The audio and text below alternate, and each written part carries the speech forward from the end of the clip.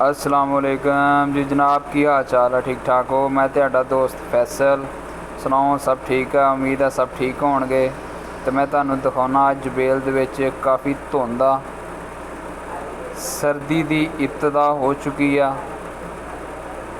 ये सुबह के 6 बजे है जे, तुसी देख सकते हर तरफ धुंध ही धुंध आ।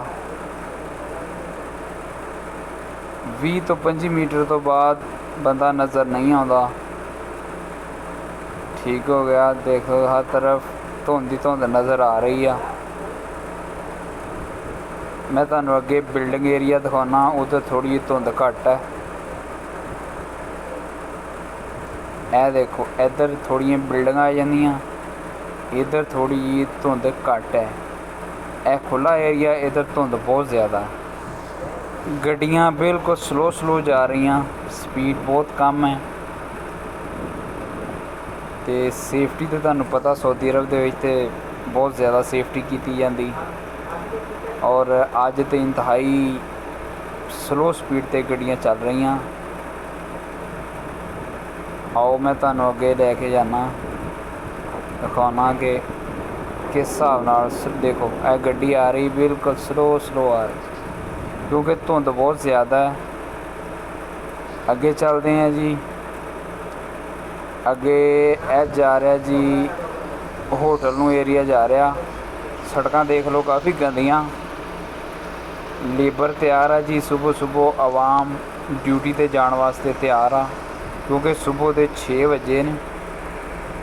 आवाम पूरी तैयार आ जी, सारी रेडी होए बैठे आवाम, गड्डियाँ सब रेडी आ। यह मार्केट एरिया आ गया जी, ये तमीमी कैंप एरिया है। मैं तुहानू दिखाना कि असी होटल तो सुबह नाश्ता करन जा रहे सी। मैं क्या छोटा जिहा वीलॉग बनाया जाए दोस्तों वास्ते, उन्होंने दिखाया जाए कि जुबेल दे की हालात अज। तो आओ मैं तुहानू दिखाना कि असी किस होटल के उत्तों अज नाश्ता का प्रोग्राम बनाया। यह मार्केट है जी, तमीमी कैंप की बैक साइड है जी। ये तो काफ़ी मशहूर एरिया है जी तमीमी कैंप जुबेल दे विच। यह बड़ी मार्केटां बनिया हुई हैं इत्थे जी। यह सामने जिथे दरख्त लगे हुए ने सारा तमीमी कैंप है। ये अंदर सारी बाउंड्री जिहड़ी है तुसी देख रहे हैं, ये तमीमी कैंप है। तो इत्थे असी नाश्ता करन लगे हैं हुण इस होटल ते। तुहानू दिखाना मैं, आओ फिर तुहानू हुण नाश्ता करवाना मैं। यह होटल ते असी अंदर इंटर हो चुके हैं जी। होटल वाले नूं असी आर्डर दे दिता जी पराठे का। पराठा साडा आउण लगा जी। होटल की काफ़ी सफाई की है। लो जी पराठा साडा आ गया, असी हुण बिस्मिल्लाह करन लगे हैं जी। तो यह पर नाश्ता साडा हो गया जनाब। तो यह होटल का नाम है वली कढ़ाई रेस्टोरेंट। माशाल्लाह अच्छा होटल है जी, रेट भी इन्हां दा ठीक है, तो टेस्ट भी अच्छा है। बाकी निज़ाम देखो, दुनिया जा रही है ड्यूटी ते।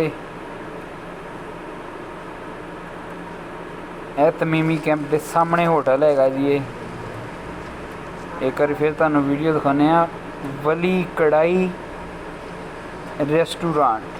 ठीक हो गया जी, अच्छा टेस्ट है इन्हां दा, बंदे भी अच्छे ने जी।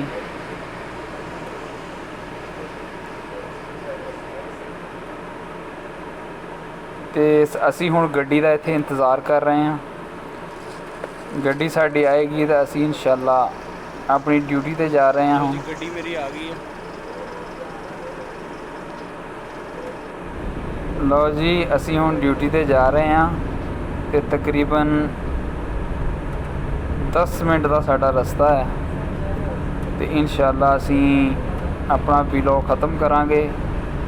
तो सारे दोस्तों नूं ये अपील है कि साडे चैनल नूं तुसी सबसक्राइब भी करना, तो लाइक भी करना, तो शेयर भी करना।